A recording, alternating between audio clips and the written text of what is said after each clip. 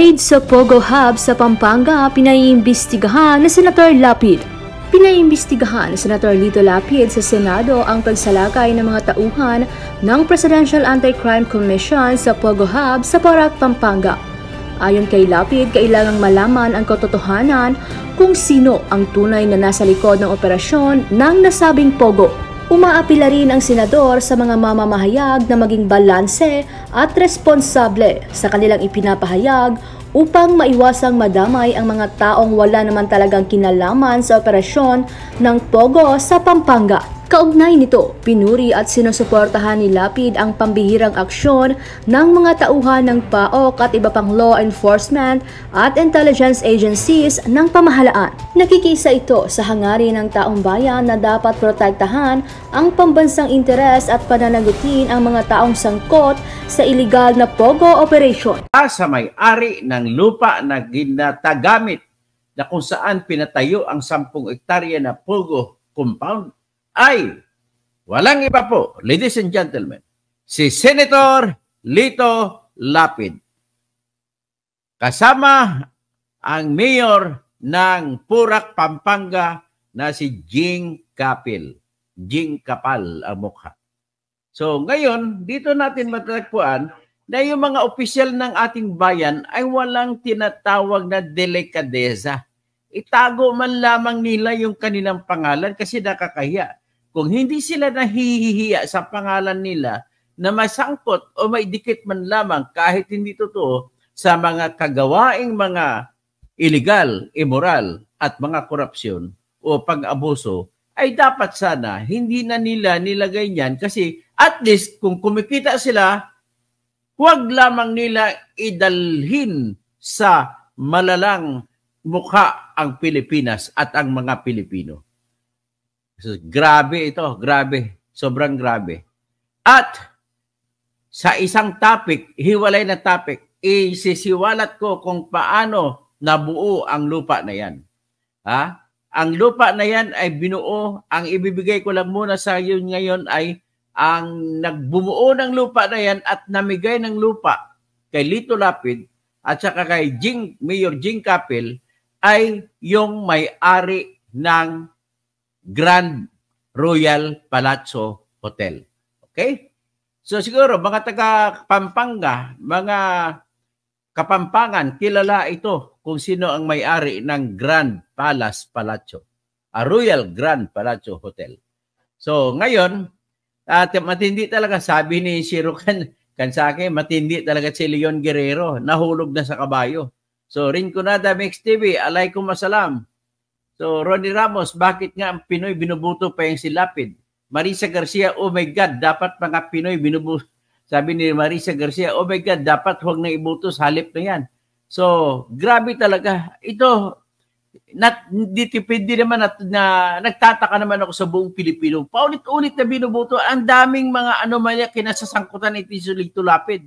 Pagdating sa Senado, wala namang ginagawa. Chairman lamang siya ng Committee de Silencio. Ay, nako. So, Jerica Lonslet, good morning. Doc Kausing, ganda na mga balita mo, fresh na fresh. Tuloy-tuloy lang expose para matapos. Thank you po, Ma'am Jerica. Ricky Mantile, Pogo din sa Bulacan. Attorney, tago na lang ng Pogo, maluwag sa Bulacan. Pupuntahan natin yan. Sigurado ako, andyan ang kamay. Makikita ang kamay ng isang tinatawag na malibog. Alam niyo kung sino malibog dyan. Sa ikaunlad ng Bulacan, kalibugan ay iwasan. So, ano masasabi mo, Mr. Orlan Mauricio? Mr. Orlan Mauricio na the Great Orlan, anak ni Orville Mauricio, na may-ari ng Bulacan News. Alam ko, taga Ramos Tarlac ka, pero diyan ka lumaki at doon ka isinilang sa Bulacan, Malolos. Pero anyway, what is important is we are all fighting for free and truthful Philippines. Yan ang ating commonality dyan.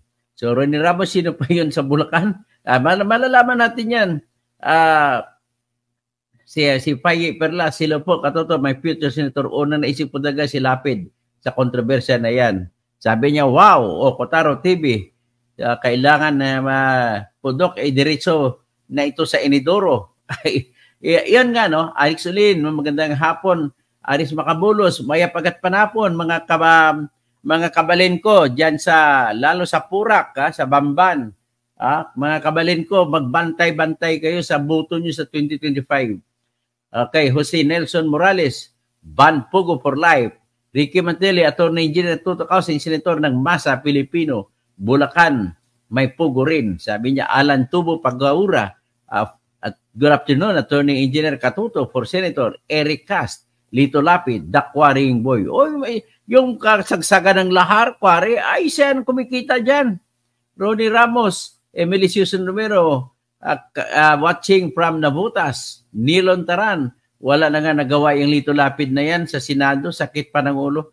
So, Ronnie Ramos, ano kaya, Marisa Garcia, ano kayang gagawin ni Risa Hontiveros at saka ni Wing Gatchalian? Makita nila kasama nila ay yung dala nasa pugo din, ang kamay nasa pugo. Sirukan Sake, Ricky Mantille, Jerica Lonstedt, no? Sa Ronnie Ramos. Tapos, anyway, diretso tayo. Sino pang Sam Daniel, Jerry Nisperos, Ronnie Ramos, sino pa LL, tama po kayo kay Lito Lapid yan.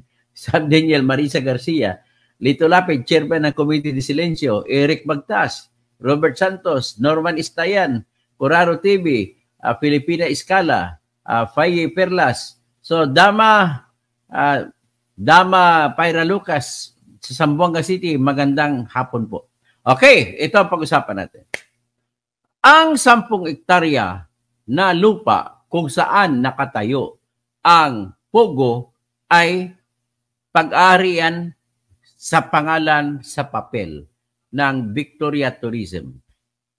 Na pag-ari naman ng isang korporasyon na ang majority, ang pag-arian ay pinangungunahan ni, mamaya ko na sabihin kung sino, hindi ko na sabihin, sa sunod na vlog, ay ang may-ari niyan ay sadyang pinuha si Lito Lapid at si Mayor Jing Capil para mabigyan ng proteksyon.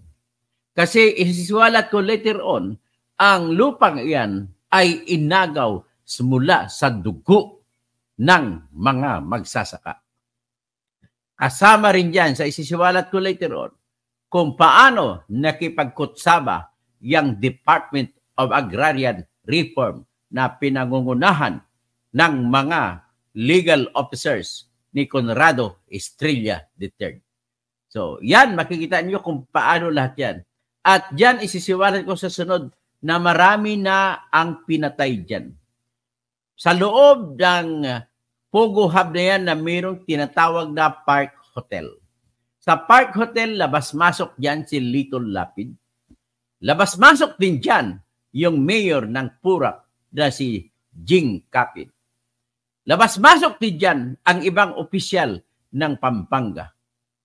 Kaya, sa totoo lang, ang problema natin, kaya ang mga politiko nating abusado ay patuloy na umaabuso at walang kimi, walang takot na dumidiretso sa kanilang gawain para kumita sapagkat ang mga pulis na pwedeng umaristo sa kanila ay may tinatanggap din sa mga hatag ng Pugo.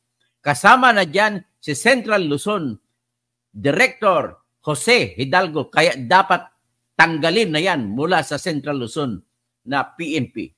Kasama din dyan ang Provincial Director ng Pampanga. Sa bandang side naman ng Tarlac, magkatabi lamang yan. Ganon din, kasama din dyan ang Provincial Director ng Tarlac.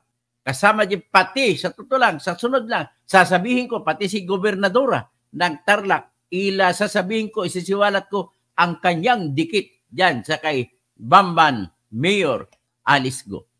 So itong usapin ng Pugo, sobrang sobrang balahura na ito talaga. Ang bayan nating Pilipinas ay hindi nito makausad-usad. Marami na pong namatay sa Pugo na yan.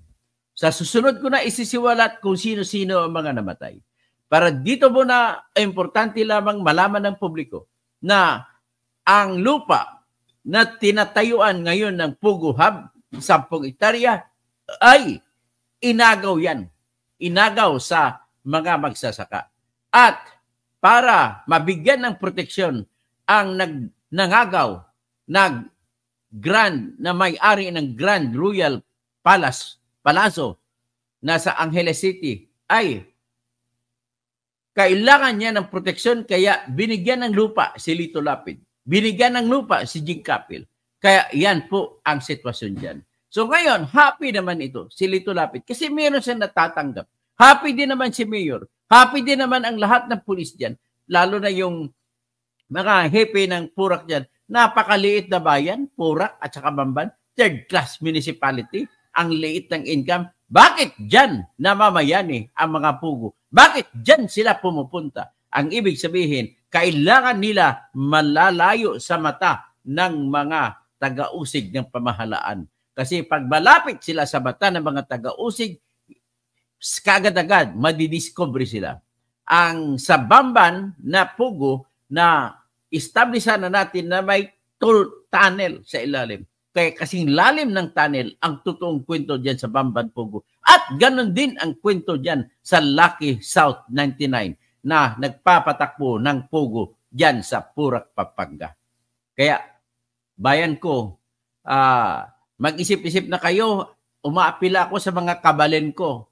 Kayo ang pwede magbago ng mukha ng bayan ng Pilipinas. Kasi bakit? Marami dyan sa inyo, sa Clark, Angeles, sa lugar nyo, sa Bamban, sa Purak, marami pang iba. Marami pang iba. Mababago ang mukha ng Pugo, maapektahan ang buong Pilipinas. Biro mo yung senador ninyo na si Lito Lapid, kapwa nyo kabalen, Leon Guerrero kung tawagin, ay mahuhulog na dapat yan sa kabayo. Dapat hindi na patagalin yan. Dapat hindi na ibutong muli kasi pinuno ko, no? Pinuno ng mga kasamaan. Yan ang problema dyan. So, yan ang ating ngayon isisiwalat yan. Lagi dyan sila ni Lito Lapid. May hotel kasi dyan, Park Hotel sa loob ng Pugo. So, dyan, si Mayor Jing Capil ay dyan siya nakatira. Dyan na siya nakatira sa loob ng Pugo. Kaya, 2 oras bago pumasok ang grupo ng PAOK TF, nakasibat na sila. Sinibat ni Mayor Jing Capil at hepe ng Purak, Pampanga na si Police Colonel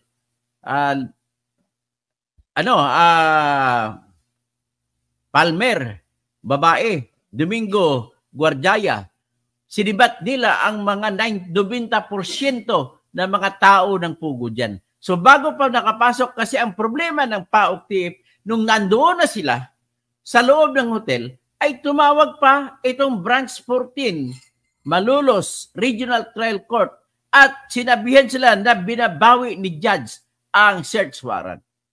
Dahil binawi, napilitan ngayon mag-apply sa Branch 45 ng Regional Trial Court Pampanga, kaagad-agad ang grupo ni dating General Gilbert Cruz na hepe ng PAOK TF. Mabuti na lang at binigyan din sila kaagad-agad ng search warrant. Kaya at least kahit mapano, may naabutan pa sila ng 187 na tao. So ang 187 na tao na may mga Pilipino, may mga Vietnamese, mga iba pang nasyonal, mayroong Malaysian, mayroong Indonesian. So diyan mo makikita ngayon kung gaano katindi ang koneksyon ng Pugo, pati hudikatura na kasama sa sindikato nila. Kaya, pero bago makatayo yung sindikato na yan, nagsimula lahat sa lupa. Ang lupa na yan na pinagtatayuan ng Pugo na yan ay diniskarte yan ng may-ari ng Grand Royal Palazzo. So kaya nga mga kababayan, sa totoo lang, napakalaki ng ginagawa nila na kabulsitan sa Pilipinas. Paano pa kaya ang gagawin nating mga mamamayang Pilipino kung ganito lamang? Pero marami nang pinatay dyan, kaya sinusugal ko ang buhay ko rito sa pagsasabi niyan. Ang sa ilalim niyan, sa likod niya, sigurado ko, triad. Ang Pugo na yan ay ginagawa lamang yan na front. Kasi although illegal ang dating, walang papasok kasi mayroong kinatawag na lisensya galing sa PAGCOR. So, ibig sabihin, kasama dyan sa sindikato ang mga taong PAGCOR. Sigurado yan kasi nagsimula sa panahon ni Duterte yan, nakakasayan, kinasanayan ni Bungo Si Bongo ang nagpatayo sa pagkor sa pugo ni Alice Go diyan sa Bamban.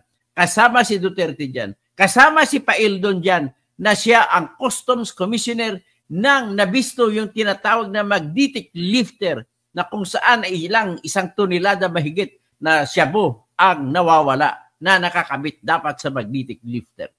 So ngayon, matandaan ninyo, nung nakaraang 2 taon, sa panahon na ni Bongbong Marcos, ang mga shabu na nakikita, nahuhuli, mula dyan sa Central Luzon, mula dyan sa Pampanga. Una, 60 kilograms, dyan sa galing sa huli niya sa Mexico. So ano pang iba? Marami pang iba, may 60 kilograms. Tapos, kasunod yan, nahuli doon sa WPD Lending Building doon sa Tondo, Manila. At ang nakuha dyan, 1 toneladang shabu. At nabawasan lang ng konti, 1,997 kilograms. So 3 kilo na lang ang kulang para maging 1 tonelada. Hindi pa nabilang dyan yung binulsa ng mga pulis na nag-raid sa WPD Lending. So ibig sabihin, mahigit 1 toneladang shabu yung nakuha. Na nanggaling din yan, sigurado ko nanggaling yan sa Bamban na Pogo. So, ganun din ang ginagawa dyan, ginagamit dyan. Sigurado ko may taguan din yan dyan sa Pugo, sa Purak, Pampanga. Kung bakit kakaibang Pugo ito, lumayo kung saan ang mga usual na Pugo, kagaya ng Pugo sa Parañaque, Pugo ni Binhar Abalos dyan sa Mandaluyong, Pugo na dyan sa Maynila, may Pugo dyan sa Makati. Ang daming may Pugo dyan si Remulla, dyan sa Island Cove. Pero naiba ito ang layo sa kabihasnan. Bakit? Anong ibig sabihin? Ibig sabihin, triad group ito. At sigurado na establishan naman sa napanood ko na isang Singaporean na vlogger. Kanya nang establish na yung mayor ng Bamban Tarlac ay ang tatay niya ay taga Fujian province sa Fujian, China. Sa Fujian, dyan ang gagaling ang mga sindikato ng mga inchik. Although dyan din ang grupo o hotbed ng tinatawag na Communist China Communist Party. So ganun po ang nadedelikado na talaga ang Pilipinas sa ganito sitwasyon. Kasi ang wala tayong ibang katatakutan, mga Chinese, hindi natin katakutan yan na magiging spicy Alice Go. Hindi natin katakutan. Kinatatakutan natin yung sarili nating mga opisyal na gumagawa ng mga birth certificate, late registration ng mga inchik na gagawing Pilipino. Kasama dyan ang kinatatakutan natin sa si Lito Lapid, iba pang mga opisyal na nagbibigay proteksyon sa mga illegal na mga Chinese dito. Kasama rin dyan yung mga mayor sa bayan-bayan. Sigurado ko yan.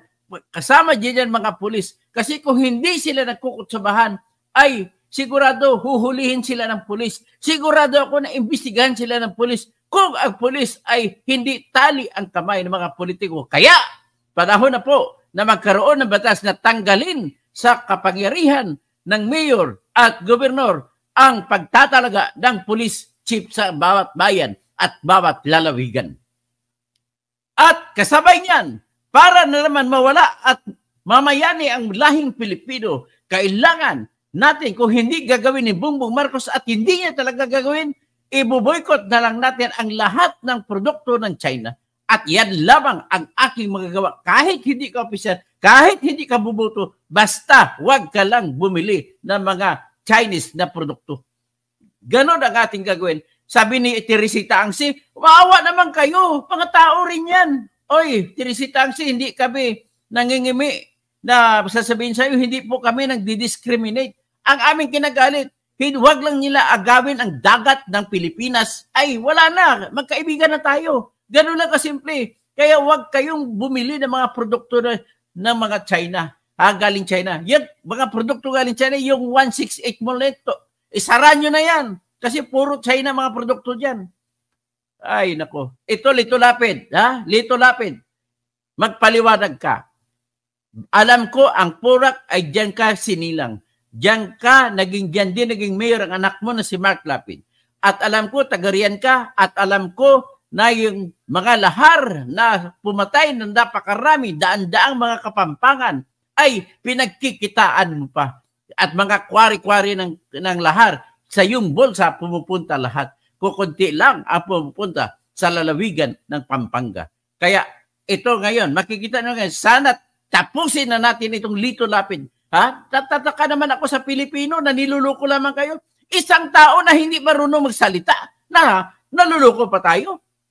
Kasapi siya, chairman siya ng Committee de Silencio sa Senado. Nananaig pa. Hindi na nga nangampanya noong nakarang eleksyon ng 1999. Ha? Nanalo pa, kinalo pa mga 8 iniduro. Naku, bilib naman ako dito. Tapos kagaya rin siya ni Ruben Padilla. Number 1, hindi ba lang nangampanya, wala kang tarpaulin makikita. Number 1. Kaya bayan ko, magbasid kayo. Ang tanging magagawa lang mga nakikinig sa akin dito ay gamitin ang inyong kapangyarihan sa inyong kamay. Yan ang kapangyarihan na bumoto. Iboto nyo ang tamang tao. At ang tamang tao, dahil magulo utak natin, mas maganda pa, iboto na ang lahat na bago na kandidato para kasigurado kayo. Huwag lang yung bago na Willie Rebillame na magdadala ng jacket sa Senado. Huwag naman yung Philip Salvador. Tatakbo daw siya sa ilalim ng PDP. Padapa. At wala naman siyang gagawin dyan. Kung hindi nga niya mahal, iniiwanan niya sariling anak niya kay Chris Aquino at iniiwanan mga lalaki siya nilukong mga babae, mas lalo kayong Pilipino na butante, lulukuhin lang kayo ni Philip Salvador. Hindi ka, wala namang utak yan. Ay, nakakahiya ka, Philip Salvador. Huwag niyo samantalahin ang kasikatan ninyo para lukuhin yung Pilipino, para kumita kayo kung ano-ano.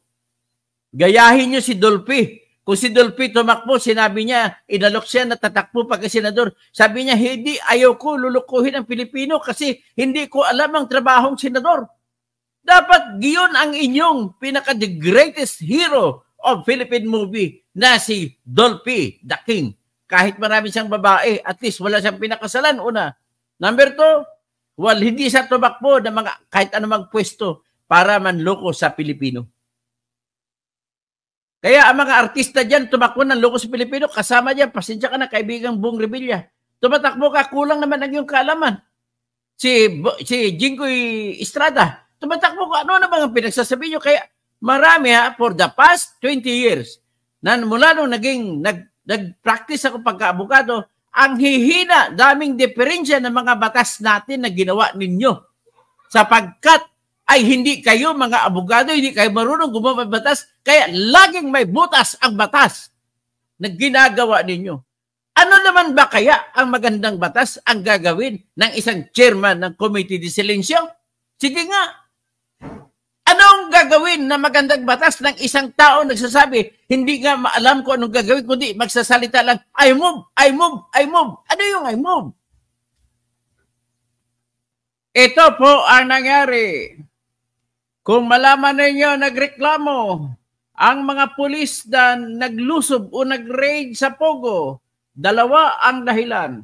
Unang dahilan, nandoon na sila sa Pogo, ay tinawag pa sila ng korte na nagpalabas ng warrant, ng search warrant. Ang katwiran ay may mali daw. For Diyos, por santo naman, judge. Paano naman nagkamali? Naging judge ka na, nagkamali-mali ka pa. Katwiran mo lang yun. Halata ka, judge. Kasi bakit? Sa susunod na mga vlog ko, isisiwalat ko ang malalaking mga politiko sa likod ng Purak Pogo. Mas malaki pa ng dihamak sa Bamban Pogo. Pero ngayon muna, pag-usapan muna natin ang Purak. Kung ano nangyari. Pangalawang problema ng mga PAOK TF na nagbitbit ng mga pulis sa Purak, Pampanga para lusubin ang 10 hektarya ng compound ng Pogo Hub kung tawagin, ay nakasibat. Nalaman ng mga Pogo na mga tao na lulusob. Kaya nakasibat. Yan ang problema ng nakasibat na sila, wala na silang naabutan. Kasi unang-una, di sila makagalaw ang mga pulis dahil tumawag yung korte ng judge na pinabawi yung search warrant. Kung itutuloy naman ng pulis yung search warrant na binawi, makukulong naman ng mga pulis. Kaya anong nangyari? Pero dito tayo muna tatanong. Bakit ganon ang akto ng judge? Ang akto ng judge ay dahil malaki ang mga tao na sa likod ng Purak Pugo. Mas malaki ng dihamak kaysa Bamban Pugo. So ngayon, iyon naman ibig sabihin na talagang hindi ako maniwala sa judge na may pagkakamali yung kanyang search warrant na binigay, kaya niya binawi.